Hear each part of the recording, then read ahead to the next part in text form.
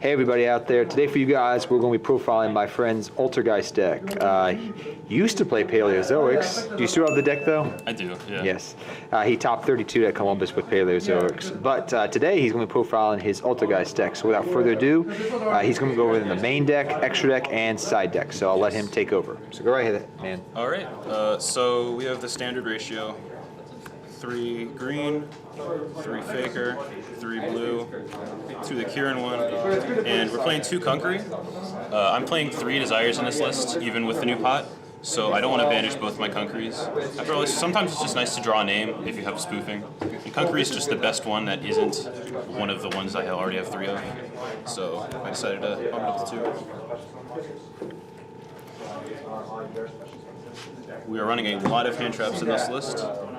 I have 3 Ash and 3 Veiler for the monsters, and then into the traps I have 3 impermanents.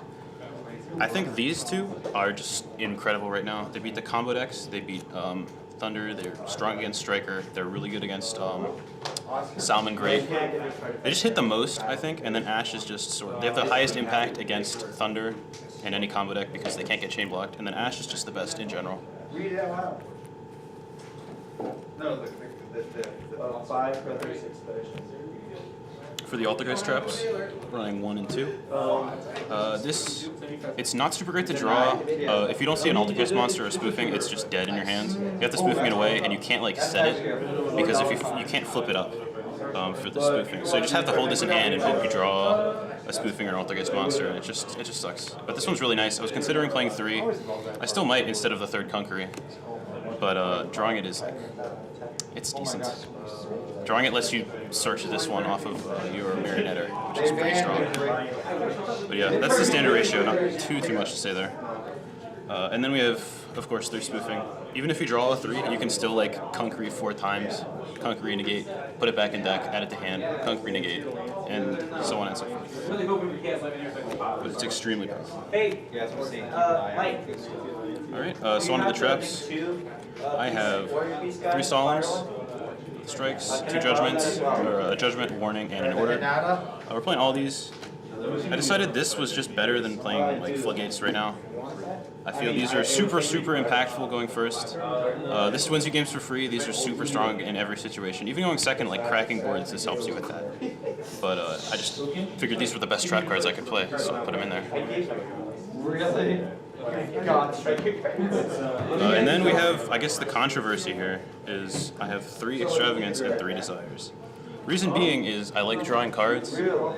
That's pretty much it. The significance, like a lot of people cut this, and I really don't understand why. I mean, I do, they don't want to like draw both, but even if you draw both, you're still going to draw 2 cards next turn, and games don't end in 1 turn if you're playing Altergeist, so it's still really good.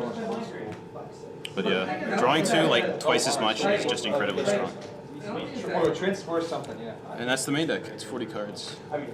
Now, I did not elect to run any heavy Storm Dusters, and I didn't run evenly matched in the main like a lot of people were doing. I really don't think it's good that they just randomly 2 evenly matched. If you draw it going first, it doesn't do anything. If you draw it going second, it's like, okay, you drew it going second, you're lucky. You drew your 2 of going second. Duster's kind of the same. It doesn't hit any of the combo decks, and it's mediocre against Salmon Great, especially going second. Solemns are just better. I cut them for more consistent cards and more hand traps. Secret Village just doesn't hit enough decks right now. In my opinion, it hits Striker, and that's about it. Salmon Great, it hurts a little bit, but they can deal with it just fine, usually. It doesn't really impede their plays all that much. So that's 40 in the main. Now on to the extra.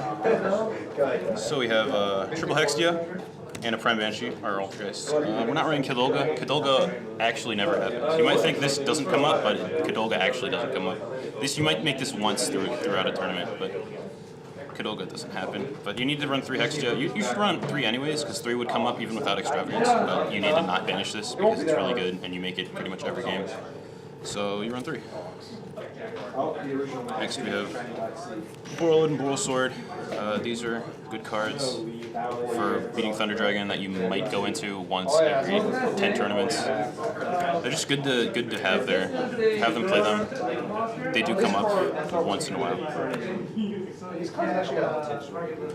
I should be 3 Link Karibo. I just haven't gotten around to cut this because this is played because of rivalry and because of it'll keep your Secret Village alive if you link away the Meliseek going second. But I'm not playing Secret Village, so that doesn't matter anymore. So I should just play 3 Link Karibo. But you play 3 Link Karibo because you usually need it, even if you banish. You don't want to banish all 3. Then we have these 2 cards. This one is sort of questionable. I mean, it's sort of good utility to bounce something, but it was used when I was running Village to link away the Clara and Rishka and have a downwards pointing arrow, because without that, it's super annoying to get that out of the extra monster zone. But with this, it gets it out super easily. We Witch is an out 2 border. It doesn't usually come up, but it does. You make it out border play. Hope that's good enough. 2 Nightmares, 3 Nightmares actually. These guys, they just pop cards. Sometimes you need to do that. Sometimes there can only be 1 is up or something like that. You need a normal hand trap, make a Nightmare, pop it. This is in here because this stops them from Lilyballing you. You can go into the one that can't be destroyed by card effects, and they can't use their Nightmares to get over you. And this is bigger than all their monsters. Their Lilybell is at 0 attack, and you just attack them forever and win. So this beats Trickstars. If this ever happens, it happens, but that's just what that's there for. It might come up. Then we have Exiton Knight. This is another just sort of edgy card to play because it outs border again. You make it. It's like a Hail Mary play if you're playing against a matchup that you literally just can't beat. Other than this, you can summon this and hope it blows their field up, and they hope they can't stop it. Like against Guru is just super impossible to beat. So you make this and hope it goes through. Same with things like True Draco or Paleo. You just have to hope it works. But yeah, it is a border out. It's probably the best card to out border and come up in other situations. I was unironically considering playing Saryuja just so I could put my extra deck face up and psych my opponent out with the Saryuja in front of it so they think I play combo. But who knows? I might. On to the side deck. Now the side deck is super optimized, and I will show you what I do with it. First, let's go through the because I have optimized it for the mirror. I think I can win every mirror with the side deck choices I've made. Now I'll go into that after I just show you the cards. So we have Pankratops at 3. Pankratops is an amazing card. It just does everything you could ever want. It beats up. It's just a 2/6 body. It's super strong against Sky Striker. It outs Floodgates if people floodgate you. It's really strong in the mirror. It just does everything. It's super strong against combo too. You just summon it off their Saryuja and it's bigger than their guys. And they have to negate it, and then you pop their other negate, and it's just powerful. We have triple border. Border comes in against the mirror, comes in against Thunder Dragon on occasion. Probably wouldn't set it in against Thunder Dragon, but it is strong against that matchup. But yeah, it's mainly in there for the mirror, because the mirror is so over-centralized around this card, it's not funny at all. It's really weird. Then we have triple evenly matched. You gotta go second sometimes. This is the other way you beat decks that just beat you for free. This beats True Dracos, this beats the mirror, Paleo, all those things. Guru. It's also just strong going second. Obviously, just an incredibly powerful card. And you can multi-favor off it, so that's cool. We have another edgy card here. We have triple Blackhorn. Now, Blackhorn's in here to side going first. Blackhorn and Wiretap. So Wiretap was a more normal pick. A lot of people were playing it. I was playing it in Paleo, and it worked very well. The reason I decided to play Blackhorn, though, is because of Pankratops. It beats Pankratops. In the mirror, Pankratops is super powerful because it runs over border, but Blackhorn of Heaven just stops Pankratops. Also, Blackhorn is just randomly strong against every meta deck going first. It just stops Nightmare Summon, stops Saryuja, stops Sky Strikers, everything. It's really strong right now. I thought it was just better than Floodgate because it has so many applications. And Wiretap is just, you really need to because you lose to so much stuff. You just lose to everything really. You lose to Evenly, you lose to Twin Twister.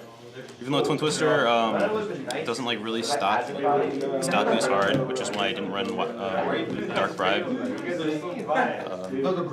But yeah, you need to stop the Red Ruby, you need to stop the Evenly, or else you just lose. So this is just, you have to play it. Alright, so this is my strategy for the mirror here. And I side every card in my side deck in for the mirror. So here's what I side out. Side out Conquery. Conquery sucks in the mirror. It's the only thing they can negate. I side out Multi-Faker in the mirror. I side out 2 of them because sometimes it's still searchable, it's still useful that way.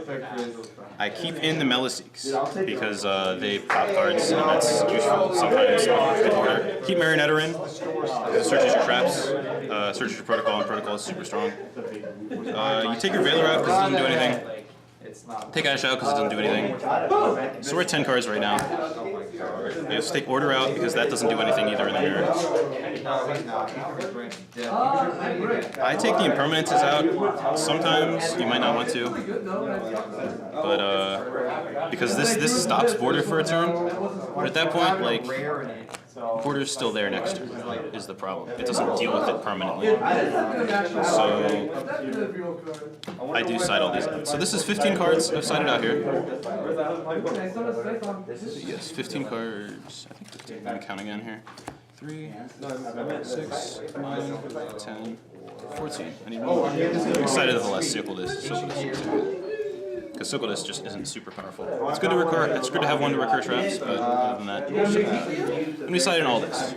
So the reason you do that is because the mirror is Border. That's the whole mirror. You have this card, you win the mirror. You don't have this card, you lose the mirror. And there is one way, other than like the janky stuff I showed in the extra deck, like Exathon, like for God's sake, like come on. There's Pankratops. So the way you beat Pankratops is you Blackboard it, or you strike it, or you Solemn it, any of those ways. Then you have to make them not be able to stop the summon of Border or Pankratops, so that's why you have the Wiretap. And Wiretaps is good in the mirror anyways. Evenly matched, because you blind second, you don't do anything turn 1, because you just want more cards, and that's you want one card closer to your Pankratops or to your Border. That's all the mirror is. So you blind second, if you can evenly match them, that's cool. If you can't, then you just normal summon Inspector Border and you win. So that's the mirror. Alright, and this whole profile. Alright. Thanks for having me.